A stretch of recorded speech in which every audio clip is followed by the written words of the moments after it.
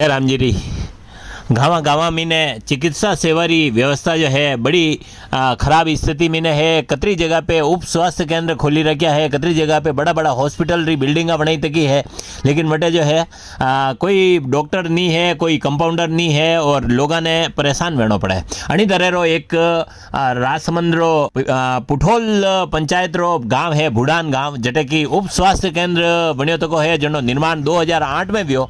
और लेकिन स्थिति यह है कि पहली बटे कोई सिस्टर या डॉक्टर भी कोई रहता और बटे क्या डिलीवरियाँ भी रहती, लेकिन अब स्थिति यह है कि एक सिस्टर है जो वह कभी कभार आवे न कभी कभार नहीं आवे न। लोगों ने जो है बड़ी परेशानी वेरी है। गाँव में अगर छोटी मोटी भी परेशानी वेवे तो बना ने डायरेक्ट आर के हॉस्पिटल तक पहुँचना पड़ा है। और अटे जो है अटे या जो महंगा भाव री बिल्डिंग बनी तकी है, वरना वे कमरा धूला खाई रहा है, वे बिल्डिंग जर्जर वेती जा रही है। लोगों की मांग है कि अटे है जो कम एक डॉक्टर तो कम परमानेंट वेणो चावे।